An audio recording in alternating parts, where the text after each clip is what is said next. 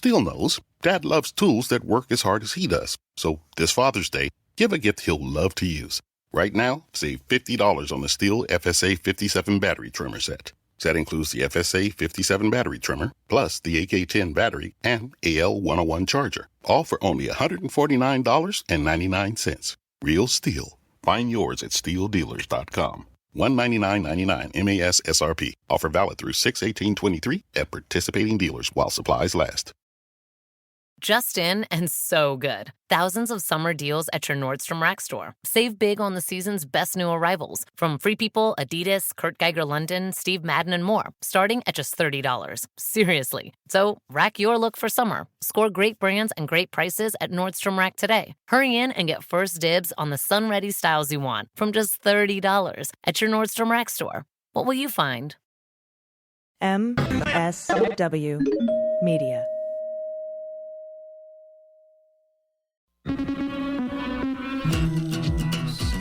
We're swearing.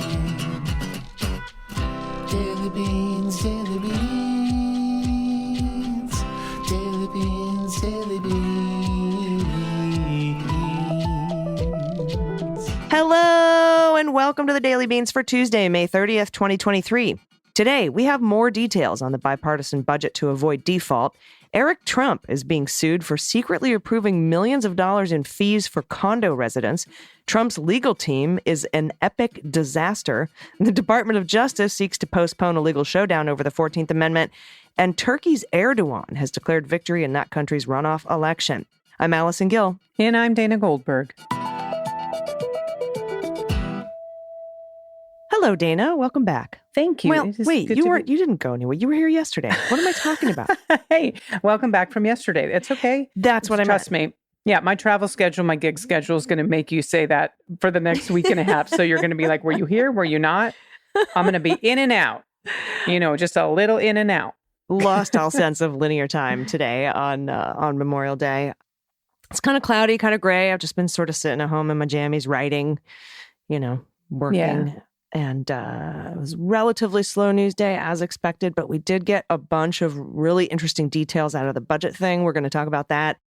And then, of course, we're going to read the good news. If anybody has any good news, you can send us your good news at dailybeanspod.com and click on contact. Also, President Erdogan has secured victory in a runoff election. An Erdogan win has implications beyond Turkey, though, which is a regional powerhouse, a NATO member, and a strategic but very frustrating ally to the United States, to say the least. Turkey, under Erdogan, has maintained close ties with Russia and Putin, and they've refused to participate in Western sanctions. They've held up the expansion of NATO by refusing to ratify Sweden's membership. He's also expanded the Turkish military's reach into northern Syria and brokered a deal with the United Nations between Ukraine and Russia to allow Ukrainian grain exports through Russian blockades. So not a good dude, and I have a feeling he didn't probably win legitimately, but I think you're probably onto something there, but exactly what are we going to do? Yeah. I know that Elon Musk sort of throttled Twitter for anti-Erdogan accounts, so that may have had something to do with it as well. But anyway, that's what's going on over in Turkey. And we do have a lot of news locally here in the United States to get to. So let's do that. Let's hit the hot notes. Hot notes. All right, first up from Shalil Kapoor at NBC. The bipartisan deal struck by Democratic President Joe Biden and Republican House Speaker Kevin McCarthy would extend the debt limit for 2 years, alongside some modest federal spending cuts and a series of policy provisions.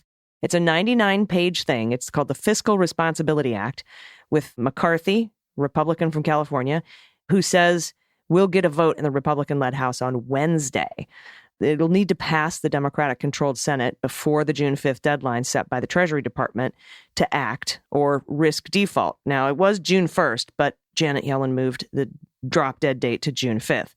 The core of the deal is a suspension of the debt ceiling, currently at $31.4 trillion, until January 1st, 2025. The Treasury Department could then use extraordinary measures to pay bills, which typically lasts for months. That effectively resolves the issues through the 2024 election, leaving it to the next president and the new Congress to deal with. So vote and bring someone with you. The agreement includes spending caps for the next 2 years to set up the appropriations process. In the fiscal year 2024, it would limit military spending to $886 billion. Ooh, big limits. Yeah. And non-military discretionary spending to $704 billion. In fiscal year 2025, those numbers would rise to about $895 billion and $711 billion, respectively. Factoring in adjustments, the White House projects that when veterans funding is set aside, non-defense spending will not change, with a slight reduction overall from 2023 to 2024. It's basically flat. The White House is touting it as a budget deal, not a ransom payment for a debt ceiling extension, and emphasizing the modesty of the spending cuts, even though it faces a GOP-led House. It also notes that the bill would make no changes to Medicaid, leave Social Security and Medicare alone, completely untouched.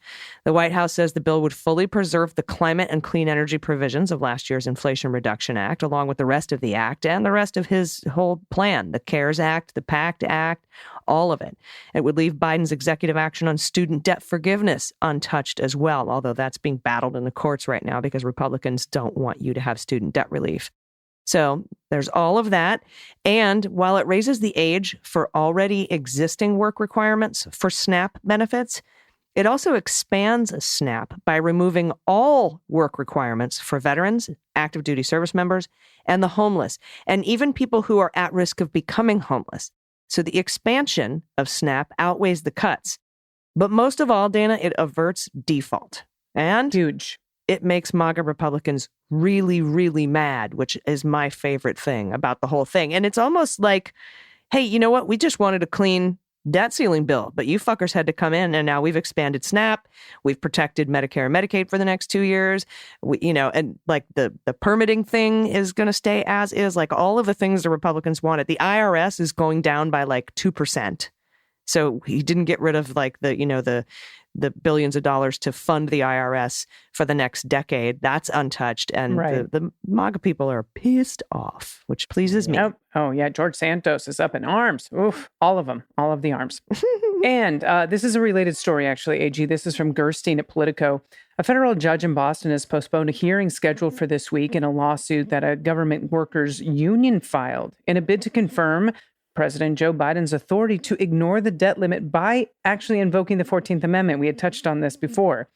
In a court filing on Monday, Justice Department lawyers cited the Sunday announcements by Biden and House Speaker Kevin McCarthy of a deal to lift the debt ceiling and argued that the development undercut the urgency of the legal dispute.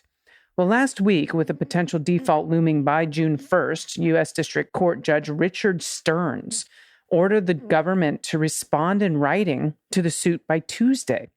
He scheduled arguments for Wednesday in Boston on the union's request for preliminary injunction requiring Biden and Treasury Secretary Janet Yellen to continue to pay employees' salaries and other debts, even if the $31.4 trillion debt cap was exceeded. However, Stearns said in a brief Monday order that the hearing would be put off indefinitely. And this is a quote.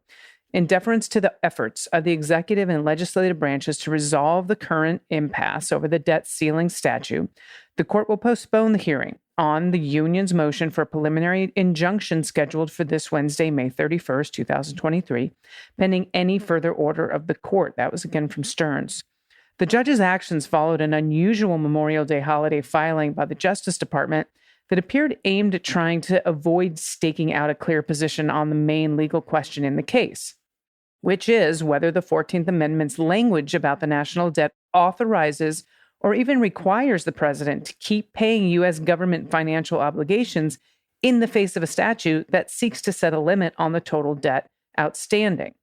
While some liberal lawmakers and other activists urge Biden to publicly embrace the 14th Amendment argument and declare that he could ignore the debt limit, he took a more nuanced position, saying earlier this month that he was considering claiming such a power in the future, but that a court battle over the issue now would create uncertainty and could be economically damaging. Well, attorneys for the union pressing the suit, the National Association of Government Employees, indicated that it opposed postponing the deadline or the hearing, and that's according to government's filing.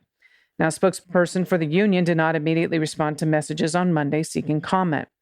During a video conference in the case last week, Stearns, an appointee of President Bill Clinton, actually, initially told lawyers for the union that if the matter was as urgent as they contended, then Biden should take some unilateral action to avoid it. However, the judge later agreed to set a hearing on the eve of what then appeared to be the date of government, would have to stop paying all its bills. So it's really interesting. This is the whole debt ceiling thing is just ridiculous, considering that the Republicans are the one that raised the deficit every single time they're in fucking office. But yeah, and they didn't want to pay their bills for tax cuts for the rich, right? So, yeah.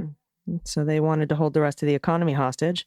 And Biden's like, okay, let's do this deal. And just totally fucked over the Republicans. It's pretty great. All right. In a great analysis piece by Katie Fang for MSNBC, who I love. If you don't watch the Katie Fang show, you got to get on it. Katie Fang writes, the attorney-client relationship is historically one of the most sacred and cloaked with the usually most impenetrable privileges of complete confidentiality, and one that is imbued with explicit and implicit trust. Clients look to their lawyers for guidance, a keen knowledge of the law, and the ability to provide favorable public-facing content for those moments and cases where the client cannot interface with the media and the public. There are professional standards, and each state has rules of conduct. But when it comes to the many cases of the former president, those sacred bonds are sometimes bent to the point of breaking.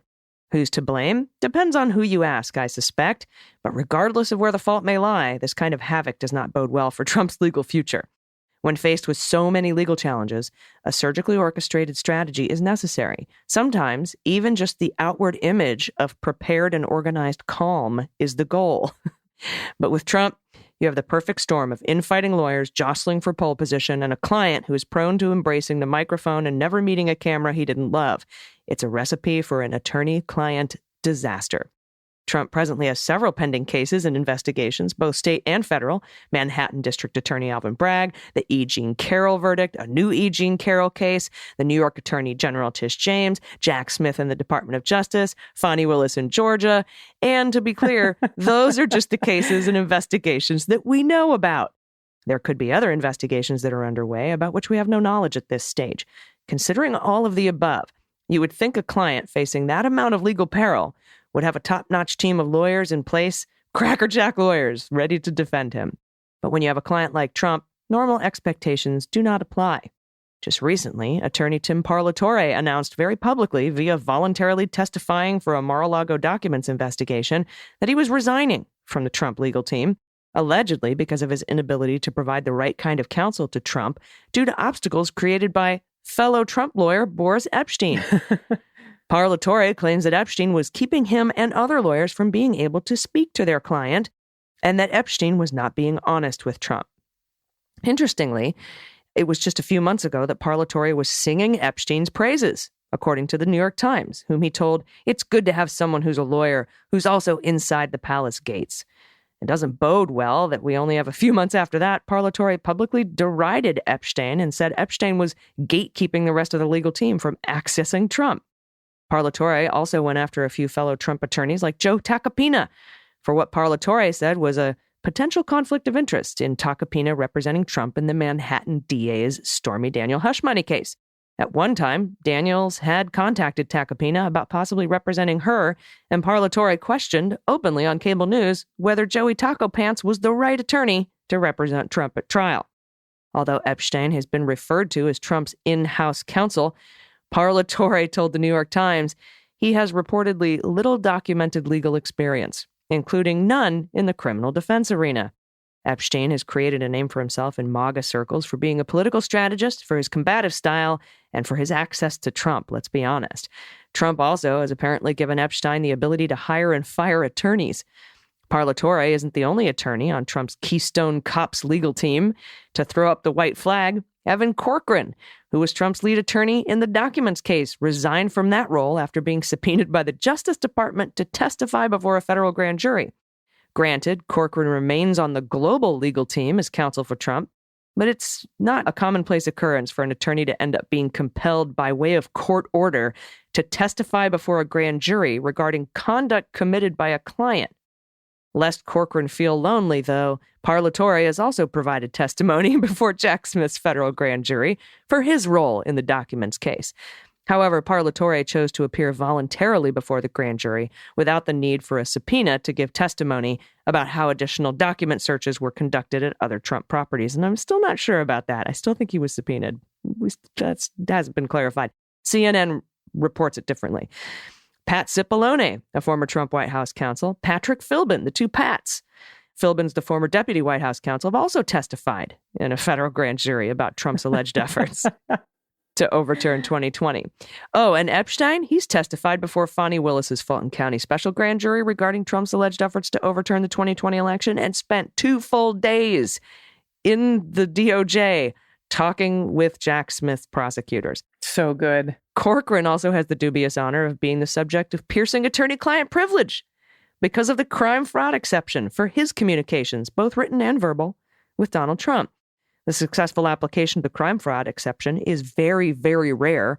A few federal judges, as well as some appellate court judges, have found that there was sufficient evidence of criminal activity afoot. If I were Corcoran, I would vacate the premises of Trump World in its entirety. I am, of course, not counsel to Corcoran, although, to be clear, several Trump lawyers have had to retain their own lawyers due to their representation of Trump. The newest iteration of MAGA might as well now stand for making attorneys get attorneys. I recommend reading this full piece by Katie Fang. It goes on. It's hilarious. It's well written. It's funny peculiar. Sure. More than funny ha-ha. But all you have to do is Google Trump's legal team is an epic disaster by Katie Fang. You should read the whole thing. That's clickbait if I've ever seen it. I would do it. All right. This is from Ben Barchfield at the Villager. And I love this because this prick might finally be held accountable for something, which makes me super happy. Former President Donald Trump's son, Eric. Yes, Eric has been accused in a new lawsuit of orchestrating a deal to convert an unoccupied bar into amenity space for residents of Trump World Tower near the United Nations and secretly pass off the multi-million-dollar price tag to condominium residents. Oops. Whoops. Joanna Bader, who has resided on the 39th floor of Trump World Tower since 2004, filed the suit in Manhattan Supreme Court on May 25th, accusing the condo board, of which the former president's middle child is a member, of approving the conversion of 2,500 square feet of vacant commercial space, formerly the World Bar, into residential amenity space with little notice to condo owners and no ability to contest the renovation. Condo residents, Bader alleged, are being forced to foot the massive bill for this project, including $1.75 million in special assessment, $300,000 in amenity fees, amounting to 2% of the residents' annual rental fees and $190,000 annual rent for the space itself.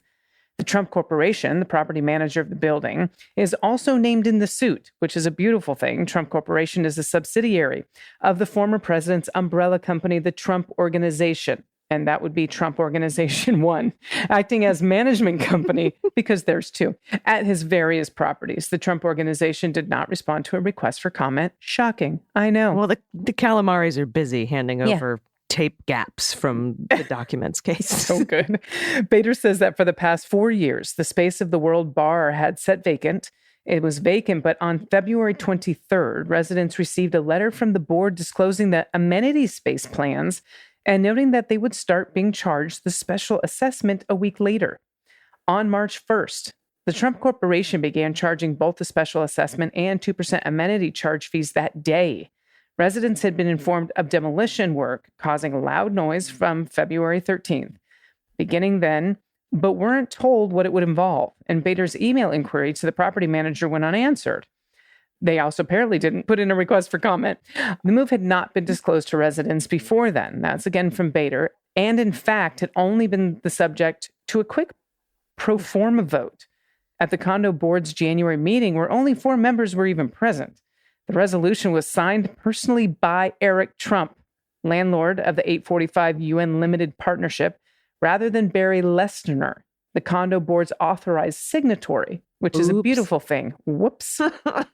The resolution clearly violated the condo bylaws, says Bader, as alterations to common areas costing in excess of $200,000 must first be approved by a vote of all residents rather than just the board. Well, the former president is not named in the suit. Of course he's not, but the Trump Organization was found guilty of criminal fraud at the trial of longtime Trump Organization CFO Alan Weisselberg, as we know, and was ordered to pay $1.6 million fine. Well, Weisselberg was sentenced to 5 months in jail for evading taxes on hundreds of thousands of dollars in off-the-books pay, and, as we covered in the last couple of weeks, is back in a lot of trouble. So good. I mean, I would love to see Eric Trump get fined, do time. I don't know. I just want one of these kids to get busted. I like that they refer to him as the middle child. Like, I know. It just takes some time, little girl. You're in the middle, half the ride. Everything will be just fine. No, you're all going to prison. So sorry, I was wrong. Yeah, going to do hard time. I would have covered that one if you had just given me a second. I would have had your back, AG. Oh, that's good. Good stuff. All right. Thank you so much for that reporting. And thanks to The Villager. I love these local papers. If you have a chance to support your local newspaper, please do it. We have some good news that we have to get to, and we're going to do that right after this break. So stick around. We'll be right back. After these messages, we'll be right back. Steele knows Dad loves tools that work as hard as he does. So this Father's Day, give a gift he'll love to use. Right now, save $50 on the Stihl FSA 57 battery trimmer set. That includes the FSA 57 battery trimmer, plus the AK10 battery and AL101 charger. All for only $149.99. Real Stihl. Find yours at SteelDealers.com. $199.99 MAS SRP. Offer valid through 6/18/23 at participating dealers while supplies last. Rack your look for summer now at Nordstrom Rack and save up to 60% on brands you love. We've got them. Rag & Bone, Vince, Stuart Weitzman, Calvin Klein, Kurt Geiger London, Madewell, Steve Madden, and Adidas. Score great brands, great prices every day at Nordstrom Rack. What will you find? Breezy dresses, easy tops, designer bags and sunglasses, sandals, swim and activewear, plus updates for your family and home. Get summer's best for less, up to 60% less. Today at your Nordstrom Rack store. You can live out your MasterChef dreams when you find a professional on Angie to tackle your dream kitchen remodel. Connect with skilled professionals to get all your home projects done well. Visit Angie.com. You can do this when you Angie that. The issues of the day are really complicated. Everybody loves a good hot take, but really understanding an issue takes some digging. I'm Asha Rangappa. I teach national security law at Yale University. I'm a former FBI special agent, and I'm a legal and national security analyst. And I'm Renato Mariotti. I'm a former federal prosecutor, a practicing lawyer, and a legal analyst. And we're here to help you understand topics that can't be boiled down to a soundbite or a tweet. Join us each week as we dig deep into pressing legal topics. Listen to It's Complicated anywhere you get your podcasts, and check out our YouTube channel.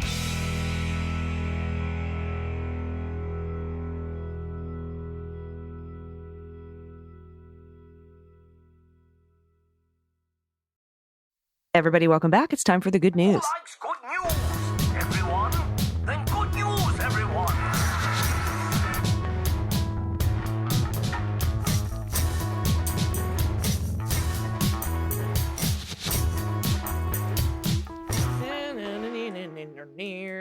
Good news, good news. And if you have any good news, corrections, confessions, you want to play What the Mutt or What the Horse, which we call What the Heckwine, why not? If you want to give a shout out to a loved one or your small business or a small business in your community, or if you want to tell us your most amazing, wonderful Pride Month stories or Whoopi stories, or show us your cats that stand in boxes made of tape. Man, we do some interesting stuff. But it's so fun. It's so fun. We really, really do. Shout out to a loved one. Shit kids say. Anything you want to send us. Pod pet pics. If you don't have a pod pet, you can send us an adoptable pet in your area. Do it by going to dailybeanspod.com and clicking on contact. All right, I'm going to grab these first two because they're pretty short. From Lee G. Hi, Beans Queens. Long time, first time. Love starting my day with you. A minor quibble with your pronunciation on Monday's show. As much fun as you have saying it, I don't think Magacaccus. It's Magacaccus. I'm pretty sure it's Magacacas, as in poop. Magacaccas. Thank you for all you do to spread the good word while helping us find something to smile about. Yeah, Magacaccas as in shits, they say. Thank you, Lee. And from Anonymous, no pronouns given. In Berlin, there's a museum of resistance fighters against Nazi fascism.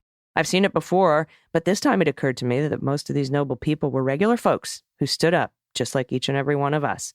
There's Stauffenberg, of course, but also George Elser, the carpenter who placed the bomb that would have stopped Hitler before he started. Had Hitler not suffered from digestive issues and had to leave the stage early? My point has nothing to do with violence, but more with my realization that each of us has a means to affect positive change, but we often don't see it or feel it. And we have so many nonviolent ways to stop the slow creep of authoritarianism before it gets to that dire point. Besides, that's not our way, is it? I'd rather vote and organize than hurt folks. And pod pet tax. I include a pic of my daughter's cat, who sure isn't averse to using violence at all. Oh my goodness. And that belly is a trap. So, there's a kitty. Hi. Oh yeah, look at those eyes. Yeah. Oh boy. Oh goodness. Mm-hmm. Yeah. Mm-hmm. All right. All right. Thank you so much for this one. And this is from Lisa Cat Lover, pronouns she and her. Hello, AGDG and listeners. Thanks for all you do to keep us informed and helping those of us outraged by the news to feel supported. I'm sharing some good news, some good cat news about my recent feline addition, Molly. She was adopted from a local nonprofit in Olympia, Washington called Ollie Camp Kitties. This amazing organization provides free spay-neuter services and vaccines for the pets of people living in homeless encampments. They also provide veterinary services to strays, then foster them until they can be placed in a permanent home. And that's how I came to be paired with Molly. She was a young and pregnant stray taken in by Ollie Camp Kitties to be cared for at a foster home. After she birthed her kittens, and once they were old enough, they were all fixed up, received their vaccines, and ready to be adopted. Now, I was looking for a companion for my salty older female cat, Jane. Now, while Jane didn't necessarily think she needed a companion, I have high hopes that she'll come to appreciate having Molly around. The adjustment's getting better. I've got pheromone plugins going to help keep everyone calm.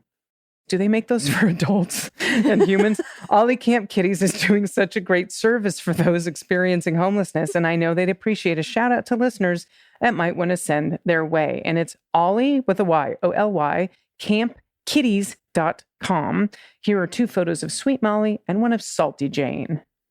Aww. Molly looks very sweet, and Jane is like, what the fuck? I love the tuxie and the tabby. So cute. So sweet. Thank you. Thanks for being a foster mom. Thanks for adopting. Sure. Oh, that's so wonderful. And that's Ollie Camp Kitties, O-L-Y campkitties.com. Awesome. That's a really good program. We have that here at the San Diego Humane Society. There's a really great program for ferals and strays. And I think that's just wonderful that the city provides that. Next up from anonymous pronouns he and him. Hey, Beans Queens. I've been meaning to write in reaction to AG's Jeopardy experience. George Washington. I tried to get on the show in 1989 when they were doing testing in Atlantic City. I managed to pass the test and get to the simulated game part. Unfortunately, that was the year I descended into a major bout of depression. My affect was so flat they passed on me. Oh well. Here is a picture of my grandsons, plus a what the mutt. Maggie oversees my daughter's pigs. Oh, let's look at these babies. Oh, sweet babies. Those are beautiful kids. And that dog. Is that a Corgi golden retriever?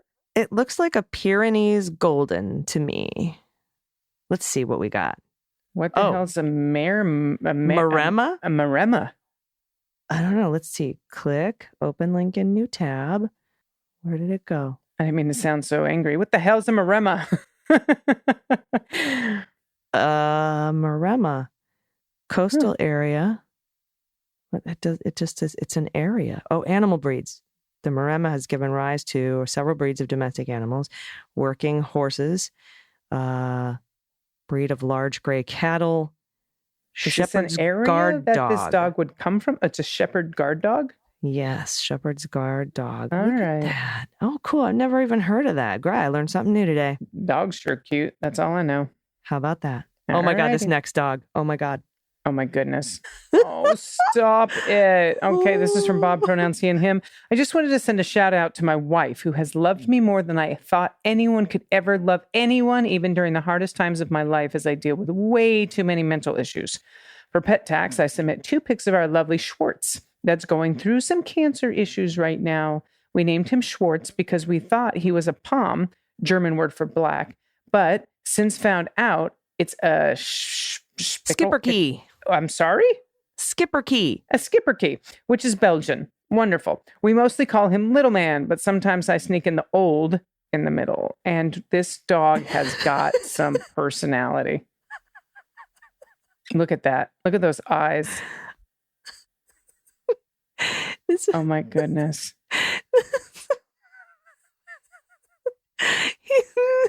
Oh my, I would just be so joyful all day with this dog. Oh, so sweet. Oh, curmudgeon old man. Oh, I love him. Thank you for sending that in. That is definitely worth it. Next up from Amy C. Hello, listener since the beginning of Mueller, She Wrote, and now Beans, cleanup Jack. Thanks, Amy. Please, you have to realize what a missed opportunity to call the Jack Pod Jack and the Beans Talk.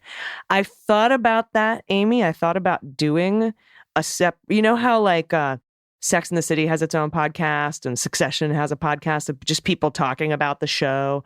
I was like, maybe we could have a podcast about the two podcasts called Jack and the Beans Talk. And I was like, but then I have a podcast about podcasts, and it just didn't make sense to me. Either way, Jack and the Beans Talk is fucking hilarious, by the way. You should get points for that alone. It is good. Here's a what the mutt for my two scruffy terriers. All right. Well, the little one looks like a Yorkie, right? With a oh, for sure. Maybe even a Yorkie Schnauzer. Yeah, maybe. And the big one, I would say a Westie mix. Oh, Old English Sheepdog Jack Russell. All right. Oh, that's a different picture. I think there's actually some husky in there. Maybe. It could be. All right. So here we go. Terrier Husky, they think. Oh, look, Husky. Yeah. And Pee Wee G is a possible Dorky, which is a weenie Yorkie. Oh my God. So good. We have so many good dog photos today. My God. I know. These are so good. That skipper key is going to stick with me for a while, though. All right. This is the last one. Do you want me to take it? You want to close us out? No, you go ahead. All right. This is from Anonymous, pronouncing him. Good morning, ladies. In December 2021, my wife was diagnosed with a rare neuroendocrine tumor in her stomach. In early 22, she lost a fourth of her stomach. This is a rare slow growth cancer, and chemo radiation does not affect it. So after surgery, her numbers were high, and original doctor wanted to remove her entire stomach. Some more tests and doctor's visits for a second opinion. No cancer has been found, but she will have to be tested for the rest of her life and deal with the problems of the surgery. You ladies helped me for a few minutes in the morning to get my mind away from all the stuff with my wife. Thank you. So good news for no more cancer, and we are enjoying life to its fullest. Good news indeed. Anonymous. Now, the second good news is our only granddaughter, age 16, has come out as gay. That is good news. Congratulations, granddaughter. Woo, woo. We told her we are proud of her and will support her no matter what, as long as she is happy. Amen to that. And that is good parenting. Yep, good grandparenting, excuse me. Our pet tax is our two remaining cats. First is Smokey. I was saying Smokey, but Smokey, she is 19 and last of the three sisters we had. She is our 4:30 alarm clock for breakfast. The second is Autumn, and we found her at a campground, too small to be alone. She attached to me, and this is the look I get when I get home from work. We tried the blue tape, but that did not work. Autumn just likes laying next to her scratch pad. Anyway, have a wonderful day. Wow, Smoke is 19. That is a good look with some dilated eyes. I'm high and welcome home. Dude, tuxedos are so weird. Oh my God. They're just weird. Autumn, the blue tape didn't work. Well, everybody, thank you so much. All these pod pet pics. I'm looking at the skipper key again. He's just so cool. Oh, and and I learned a new one. Maremma. I learned a new breed today. And these kids are so adorable. Oh, and the tuxies. Thank you, everybody, so much. And then the cat whose belly is a trap.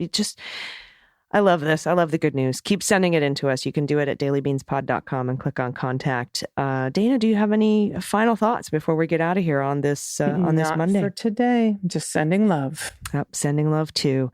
And a couple days, Pride Month starts. And in San Diego, we kind of get 2 Pride months because we had moved our stuff back to July because California has so many major Pride events in June that we didn't want to interfere with any of them. So it's going to be a great, great summer. Summer of Pride, summer of indictments. It's going to be great. Bring it on. Great democracy summer. All right, everybody, we'll be back tomorrow. And until then, please take care of yourselves, take care of each other, take care of the planet, take care of your mental health. Vote blue over Q. And take everyone you know with you. Everyone. I've been AG. And I've been DG. And them's the beans. The Daily Beans is written and executive produced by Allison Gill, with additional research and reporting by Dana Goldberg. Sound design and editing is by Desiree McFarlane, with art and web design by Joelle Reeder with Moxie Design Studios. Music for The Daily Beans is written and performed by They Might Be Giants, and the show is a proud member of the MSW Media Network, a collection of creator-owned podcasts dedicated to news, politics, and justice. For more information, please visit mswmedia.com. MSW Media. Hi, I'm Harry Littman, host of Talking Feds, a roundtable that brings together prominent figures from government law and journalism for a dynamic discussion of the most important topics of the day. Each Monday, I'm joined by a slate of Feds favorites and new voices to break down the headlines and give the insider's view of what's going on in Washington and beyond. Plus sidebars explaining important legal concepts read by your favorite celebrities. Find Talking Feds wherever you get your podcasts. Just in and so good. Thousands of summer deals at your Nordstrom Rack store. Save big on the season's best new arrivals, from Free People, Adidas, Kurt Geiger London, Steve Madden, and more, starting at just $30. Seriously. So rack your look for summer. Score great brands and great prices at Nordstrom Rack today. Hurry in and get first dibs on the sun-ready styles you want from just $30 at your Nordstrom Rack store. What will you find?